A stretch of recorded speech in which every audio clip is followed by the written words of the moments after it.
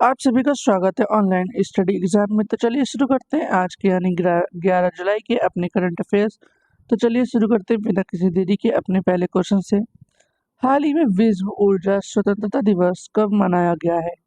इसका सही उत्तर होगा 10 जुलाई को। आइए हम लोग इस क्वेश्चन को डिटेल में जानते हैं।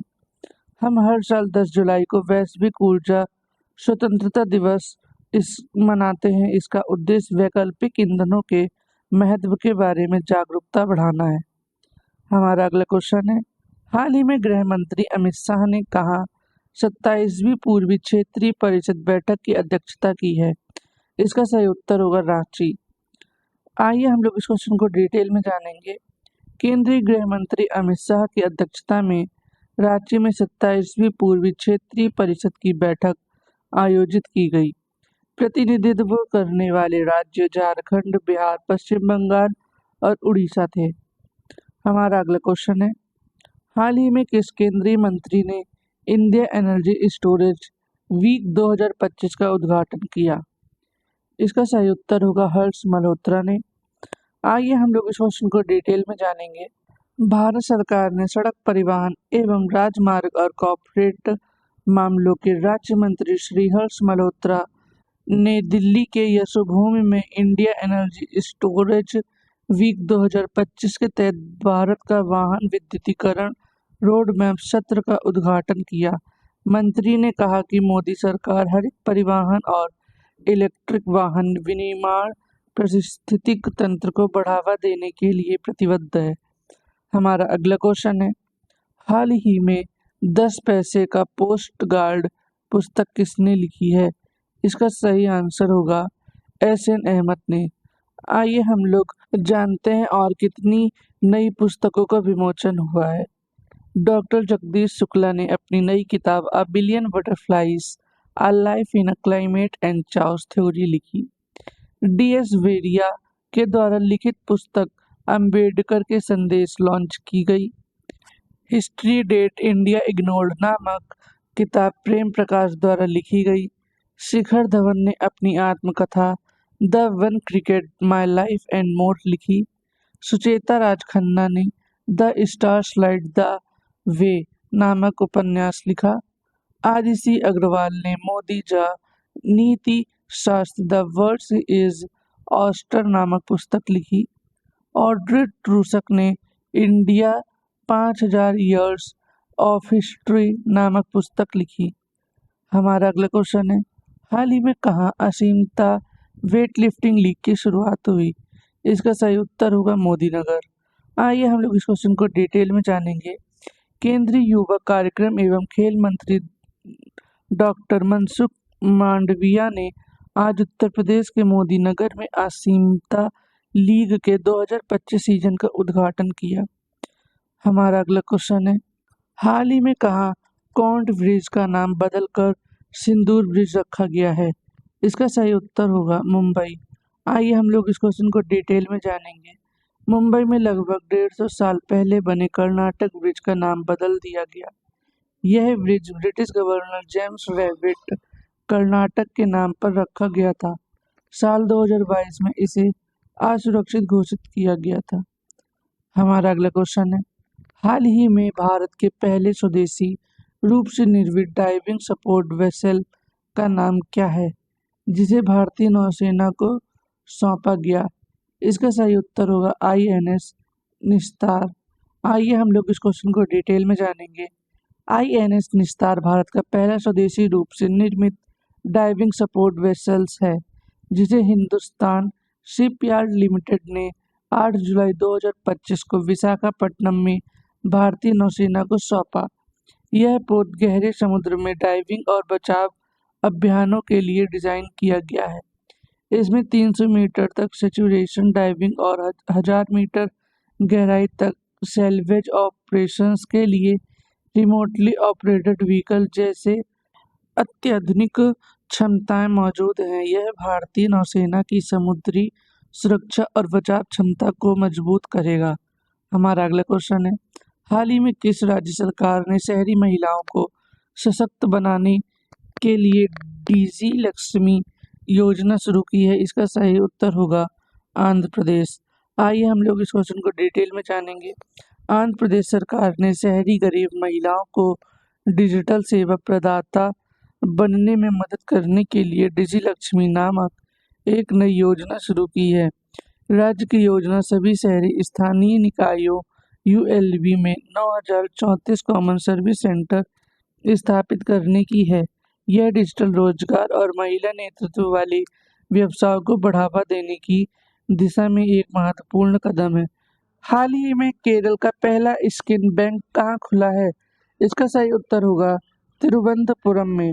आइए हम लोग इस क्वेश्चन को डिटेल में जानेंगे। केरल का पहला स्किन बैंक 15 जुलाई 2025 को तिरुवनंतपुरम सरकारी मेडिकल कॉलेज अस्पताल यानी एमसीएच में शुरू किया जाएगा। यह विशेष सुविधा दान की गई स्किन को संरक्षित करके झुलसने वाले रोगियों के रोग के इलाज में उपयोग करेगी। यह पहल स्वास्थ्य सेवा को बेहतर बनाने और गंभीर जलन से पीड़ित मरीजों को प्रभावी उपचार उपलब्ध कराने की दिशा में एक महत्वपूर्ण कदम है। हमारा अगला क्वेश्चन है, हाल ही में एशिया की सबसे बड़ी बुजुर्ग हथनी वत्सला का किस टाइगर रिजर्व में निधन हुआ? इसका सही उत्तर होगा पन्ना टाइगर रिजर्व। आइए हम लोग इस क्वेश्चन को डिटेल में जानेंगे। एशिया का सबसे उम्रदराज जीवित हथनी वत्सला ने मंगलवार 8 जुलाई को 2025 मध्य प्रदेश के पन्ना टाइगर रिजर्व में अंतिम सांस ली। माना जाता है कि उसकी वर्ष उम्र 100 वर्ष से अधिक थी, जो एशियाई हाथियों के लिए एक अत्यंत दुर्लभ और असाधारण आयु है। हमारा अगला क्वेश्चन है, हाल ही में अंतर्राष्ट्रीय समुद्री संगठन IMO की परिषद का 134वां सत्र कहाँ आयोजित किया गया? इसका सही आंसर होगा लंदन में। हमारा अगला क्वेश्चन है, हाल ही में यूरो को आधिकारिक मुद्रा के रूप में अपनाने वाला 21वां देश कौन बना है? इसका सही उत्तर होगा बुल्गारिया। आइए हम लोग इस क्वेश्चन को डिटेल में जानेंगे। यूरोपीय संघ के वित्तीय मंत्रियों ने 8 जुलाई 2025 को बुल्गारिया को यूरो अपनाने की अंतिम मंजूरी दे दी। अब बुल्गारिया 1 जनवरी 2026 से यूरो को अपनी आधिकारिक मुद्रा के रूप में अपनाएगा। इस ऐतिहासिक कदम के साथ बुल्गारिया यूरोजोन का 21वां सदस्य बन जाएगा। यह निर्णय यूरोपीय एकीकरण की दिशा में एक महत्वपूर्ण प्रगति मानी जा रही है, जिससे देश की अर्थव्यवस्था को स्थिरता, निवेश और व्यापार के नए अवसर मिलेंगे। तो आइए अब हम लोग इस क्वेश्चन को डिटेल में जानेंगे। जब यूरो 2002 में पहली बार लागू किया गया, तब सिर्फ 12 देशों ने इसे अपनाया था। उसके बाद निम्नलिखित देश शामिल हुए। आइए जानते हैं कौन सा देश कब शामिल हुआ। स्लोवेनिया 2007 में शामिल हुआ, साइप्रस और माल्टा 2008 में, स्लोवाकिया 2009 में, एस्टोनिया 2011 में, लिथुआनिया 2014 में, लिथुआनिया 2015 में, क्रोएशिया 2023 में और अब बुल्गारिया के 2026 में शामिल होने के बाद यूरो जोन में कुल 21 सदस्य देश हो जाएंगे। हमारा अगला क्वेश्चन है, हाल ही में अमेरिका में विश्व पुलिस और अग्निशमन खेलों में भारत के किस राज्य की पुलिस ने सर्वाधिक पदक जीते हैं? इसका सही उत्तर होगा उत्तर प्रदेश। उत्तर प्रदेश ने कुल 95 पदक जीते हैं। तो इसी के साथ हम लोग उत्तर प्रदेश से बनने वाले कुछ महत्वपूर्ण करंट अफेयर्स भी जान लेते हैं। उत्तर प्रदेश में स्थित सलखन फर्साइल पार्क को यूनेस्को वर्ल्ड हेरिटेज साइट की टेंटेटिव लिस्ट में शामिल किया गया। जेम के माध्यम से डिजिटल सार्वजनिक खरीद में उत्तर प्रदेश शीर्ष राज्य बन गया। यूनेस्को की क्रिएटिव सिटी ऑफ गैस्ट्रोनॉमी में लखनऊ का नामांकित किया गया। उत्तर प्रदेश सरकार ने पारिवारिक लाभ योजना को डिजिटलीकरण किया। उत्तर प्रदेश सरकार ने अग्निवीरों के लिए 20% पुलिस नौकरी आरक्षित की। राजीव कृष्ण उत्तर प्रदेश के नए डीजीपी बने। उत्तर प्रदेश ने भारत की पहली विस्टाडोम जंगल सफारी ट्रेन सेवा शुरू की। हमारा अगला क्वेश्चन है, हाल ही में किसने messaging app bit chat launch की है? इसका सही उत्तर होगा जैक डॉर्सी। हमारा अगला क्वेश्चन है, हाल ही में किस राज्य में मुफ्त इलाज के लिए मुख्यमंत्री सेहत योजना शुरू की गई है? इसका सही उत्तर होगा पंजाब में। आइए हम लोग इस क्वेश्चन को डिटेल में जानेंगे। पंजाब की आम आदमी पार्टी ने राज्य के सभी 65 लाख परिवारों के लिए 10 लाख रुपए की मुफ्त सार्वभौमिक स्वास्थ्य बीमा योजना शुरू की। पंजाब के मुख्यमंत्री भगवंत सिंह मान ने 8 जुलाई 2025 को चंडीगढ़ में आयोजित एक समारोह में मुख्यमंत्री सेहत योजना की घोषणा की। इस अवसर पर दिल्ली के पूर्व मुख्यमंत्री और आप के राष्ट्रीय संयोजक अरविंद केजरीवाल भी उपस्थित थे। आइए हम लोग पंजाब से बनने वाले कुछ महत्वपूर्ण करंट अफेयर्स जानेंगे। पंजाब ने औद्योगिक विकास को बढ़ावा देने के लिए औद्योगिक क्रांति शुरू की। पंजाब ने कपास की खेती में 20% वृद्धि दर्ज की। पंजाब सरकार ने पराली जलाने पर रोक के लिए 500 करोड़ की कार्य योजना की घोषणा की। पंजाब सरकार ने सभी स्कूलों में एनर्जी ड्रिंक्स पर प्रतिबंध लगा दिया।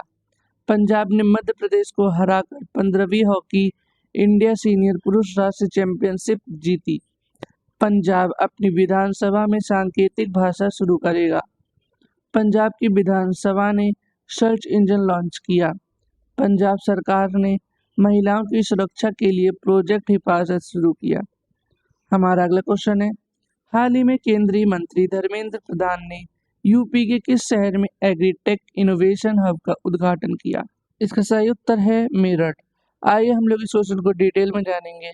नवाचार और डिजिटल तकनीकी के माध्यम से कृषि में क्रांति लाने की दिशा में एक ऐतिहासिक कदम उठाते हुए केंद्रीय शिक्षा मंत्री श्री धर्मेंद्र प्रधान और शिक्षा एवं कौशल विकास राज्य मंत्री श्री जयंत चौधरी ने 9 जुलाई 2025 को मेरठ स्थित सरदार वल्लभ भाई पटेल कृषि एवं प्रौद्योगिक विश्वविद्यालय में Uttar Pradesh agritech innovation hub तथा एग्रीटेक स्टार्टअप और टेक्नोलॉजी शोकेस के उद्घाटन किया।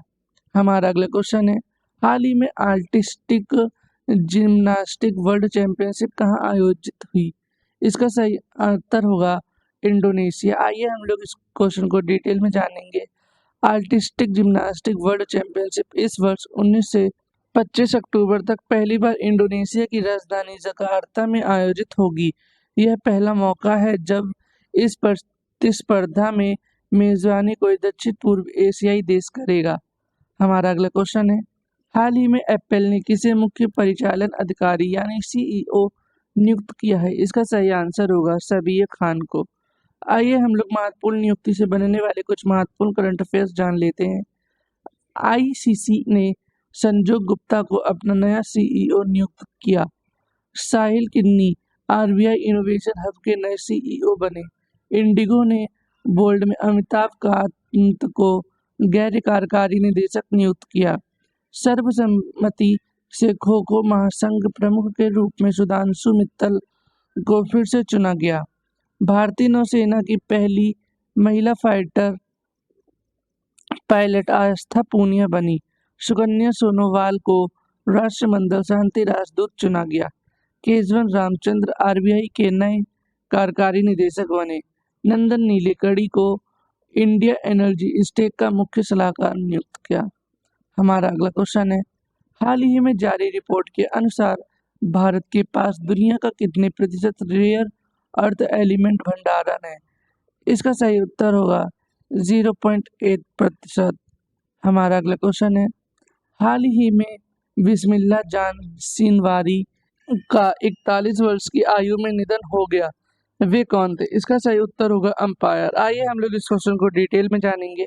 अफगानिस्तान के प्रतिष्ठित अंतर्राष्ट्रीय क्रिकेटर अंपायर बिस्मिल्लाह खान सिनवारी का 41 वर्ष की आयु में अल्पकालिक बीमारी के साथ निधन हो गया। उनके असमय निधन से क्रिकेट जगत, विशेष रूप से अफगानिस्तान उभरते क्रिकेट परिदृश्य में गहरा शोक व्यास है। सिनवारी ने न केवल एक वरिष्ठ अंपायर थे बल्कि पेशेवर प्रतिबद्धता और समर्पण के प्रतीक भी माने जाते थे। उनके योगदान ने अफगान क्रिकेट को नई पहचान दिलाई और युवा अंपायरों के लिए एक प्रेरणा का स्रोत बने। हमारा अगला क्वेश्चन है, हाल ही में जारी ग्लोबल क्लीन एनर्जी रैंकिंग में कौन शीर्ष पर रहा है? इसका सही उत्तर होगा चीन। हमारा अगला क्वेश्चन है, हाल ही में भारत मक्का शिखर सम्मेलन के 11वें संस्करण का उद्घाटन कहाँ किया गया? इसका सही उत्तर होगा दिल्ली में। आइए हम लोग इस क्वेश्चन को डिटेल में जानेंगे। केंद्रीय कृषि एवं किसान कल्याण और ग्रामीण विकास मंत्री शिवराज सिंह चौहान ने दिल्ली में भारतीय वाणिज्य एवं उद्योग महासंघ फिक्की द्वारा आयोजित 11वें भारत मक्का समिति 2025 का शुभारंभ किया। तो इसी के साथ आज के हमारे करंट अफेयर्स खत्म होते हैं। वीडियो को लाइक करें, शेयर करें और सब्सक्राइब करना बिल्कुल ना भूलें। हम कल फिर मिलेंगे अपने डेली करंट अफेयर्स के साथ में।